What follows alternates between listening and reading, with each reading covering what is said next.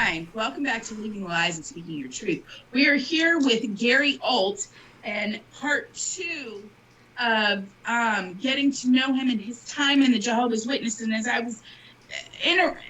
was finishing up part one, I need for people to really understand that this was a lifestyle. This was not just let's just go to church on Sunday and then come home and live our life. This was an actual lifestyle, and that is why it is so important that you understand, that you listen and hear the control that was taken, and not just that fast, but over many years. Gary, you were to the point where you wanted to take your life because your whole existence no longer made sense to you. Mm-hmm. And all of the respect that you had and gained in the congregation itself was basically just stolen right out from under you, just taken away. I'm going to point something out. It wasn't the fact that he had power. I don't believe that in listening to him and how he's explaining it. It wasn't the fact that he had power or the title or the position. Right. I honestly, truly believe it was the fact that he felt that he let his family, his creator, and his congregation down. Absolutely. Mm-hmm. Go ahead, Gary. Well, anyway, well, that's not even half my story, but Yeah. but because that's like 25 years ago now. Eventually I woke up. I don't know if it was 2 or 3 days later, but I woke up in the hospital, and I was kind of like a zombie for quite a while. Like I didn't have emotions at all. I didn't feel anger, hatred, sorrow, joy. I didn't feel anything. Numb. The point where I realized I wanted to be part of things again, and they eventually appointed me a ministerial servant. And then, which is like kind of a deacon or, an elder's helper, like it's more of a clerical position typically. And then, after, I don't know, a couple of years of that, I started thinking that I'd like to reach out for more responsibility. And I saw these like really young, very immature guys, actually. Well, one was immature, but just for younger guys being appointed. And I thought, I just like to know, I'm not saying that they shouldn't have been or I should have been and not them, but I just like to know what can I do, So I actually asked one of the elders, they called him the presiding overseer. He was like the chairman of the body of elders. They call it something else now, but I just said, hey, what can I do? He said, well, yeah, we'll get back to you on that. And I'm like, what do you mean you're going to get back to me? Like you have to do research? Like, I don't know. So he gets back to me and he decides that I have to work on being, I don't even remember what it was, because over time they just kept adding adjectives, things that I was doing or being. And I don't remember what the first one was. I really don't. But let's say it was belligerent. I don't know. So, you're belligerent. I was kind of shocked. I thought, I've been kind of sleepwalking for the last couple of years, and I said, could you just help me out? And I mean, I'm not. Give me an example. Yeah. When, where, how, who was there, who, like what? I don't want to be belligerent. If I am, I want to work on it, so please help me to see how I can not do that. They didn't say anything. And then they added things to it, and they just trying to kind of strengthen their case just by adding things like I'm all the things that I don't know what it is, First Timothy or wherever it is has the qualifications for an elder. All those things are one after the other. I'm not meeting up to this, I'm not meeting up to that. And I got to the point where I said, look, guys, I'm not saying that I've never done any of these things. I'm sure I have. If you could go back 10 years, I'll give you 10 years and give me one example. I'm not saying that as a threat or a challenge, because I think you will find something. You will. In 10 years, I'm sure there's something I've done that you can cite as an example. Please do that and tell me what you're talking about. And they just wouldn't do it. And then they started blaming it on, like, the sisters have been saying that they don't like driving in the car with you, which was not even true, because I just know from experience that we had a great time when we'd be out in the field ministry, and sometimes they'd invite me and say, I want to take you on a Bible study of mine. I want you to go on a return visit with me. And I was like, so who are these with? So it was a lot of baloney. They were just trying to cover their tracks. They're absolutely incompetent. And then they finally blamed it on confidentiality. We can't tell you, so you can't tell me something about me that you're pointing out, and you can't give me an example because of confidentiality. Right. I mean, they just So I just at one point I stepped down from being a ministerial servant, and from that point on, I was really, for the first time, I was really on the outside looking in, and I started to notice some very anomalous things, like coming from the platform, where they teach at the meetings. Right. Some strange doctrinal nuances that really had no basis in logic, in the scriptures, in common sense. They just made no sense. I still thought it was the truth, but I just thought, like, well, this has to be wrong. It doesn't matter that it's wrong, because I still believe that we're living in the last days, that Armageddon is going to come, we'll be in the paradise earth. Doesn't really matter. I'm sure one of these days we'll get it figured out, but you can't tell me that this is correct. It's just not possible. And it's just, they didn't explain it. They just said it, and because the governing body said it, we're supposed to believe it just because they said it, they declared it. That actually sounds very familiar to the way I felt when they started teaching the multiple marriage teaching. Well, I don't agree with this, but maybe they just don't have everything right yet, and they're still trying to figure it out because they're still human, giving them, an out kind of, because I still wanted to believe my faith, wanted to believe my religion. Adam, actually, he went right into and already answered your question, so I'm going to jump ahead to the next question.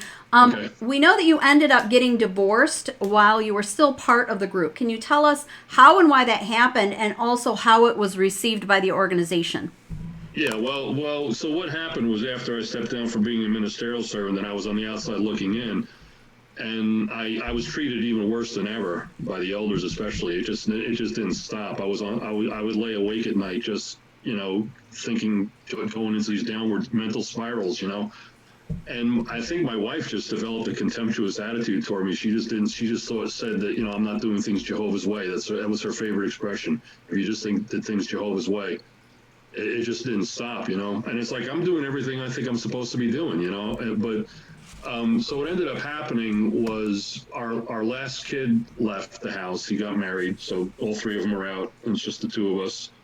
And just a couple of months after that, she, I will just say that she put together a very elaborate plan, and it took me quite a while to kind of reverse engineer it and look back and see what she had actually done. But she basically had me arrested for something that I had to have been home to do, but I was not. I had an FM radio station every Wednesday night, and that's where I was. I was at the radio station, live on the air. And everybody knew. I don't know how many tens of thousands of people were my listeners. People were calling in. I was talking to people. Well, what happened at home? I technically could have got home just barely in enough time to do it, and then I don't know. I guess just leave or something like that. But there was so much proof that that's not what happened, because I had to stay at the station extra long because our signal went down. I found out like 15 minutes after my show that the signal went down. So I was there trying to help with that, and people. I was with people, talking to people. Jehovah's Witnesses are the only people that believed her story, and the police. And the only people that don't believe her story are not Jehovah's Witnesses. So what does that tell you about the Jehovah's Witness culture? They don't really care about facts. They just care about, this is what our little innocent lamb said.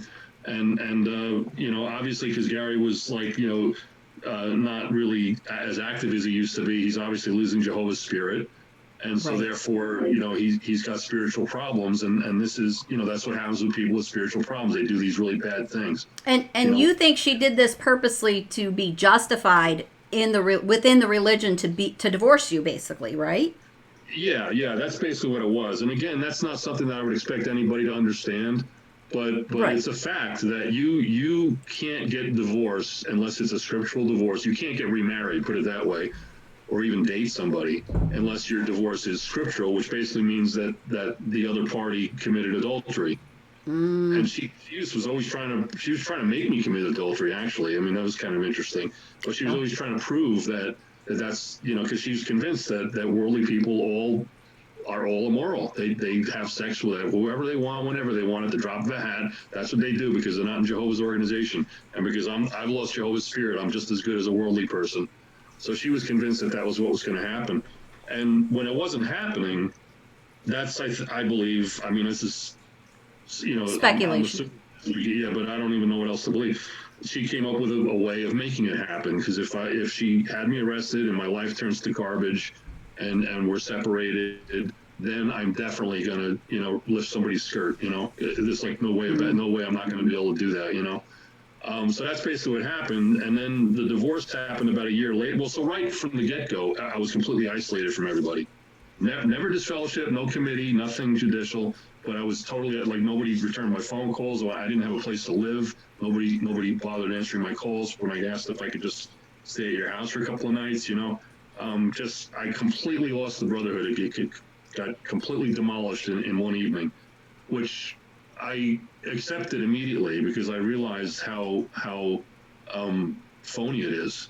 It took me no time at all to realize it's been a big sham for almost like 35 years. I believed in this sham of a brotherhood, which is only like, as long as you believe the way we do and are doing the things you're supposed to do, then you can have a cup of tea with me, So I realized right away that was a bunch of hokey nonsense. So it was a matter of just getting my life back together at that point. And the first thing I did was I did whatever I could to go, because she actually had a restraining order against me, so I couldn't go to my kingdom hall anymore. So I started going to meetings like really, really far away. I'd go to Massachusetts, I'd go to Delaware, Western Pennsylvania, wherever I could go. Oh, goodness. Where people didn't know me. And that's because you still believed at this point, correct? When I first came in, what really thrilled me was knowing that God has a name and that he didn't make up hell, and that he's good. And I always felt really, really strong that his reputation and his name was the most important thing in my life. And what was happening, because I was a DJ, and people, not everybody, but some people. Uh-oh. We're getting a little bit of signal issue here. Did you lose him? I have his picture. He's frozen. I have his picture. He's frozen. Can you hear anything? No, me either. I'm wondering if we should we stop and do a part 3, or let me give it like a minute. Let's see. Gary, can you hear us? Oh, we lost him. Okay, let's just stop and we'll send a new link to do a part 3. Come back for part 3. Oh no, there he is. Okay.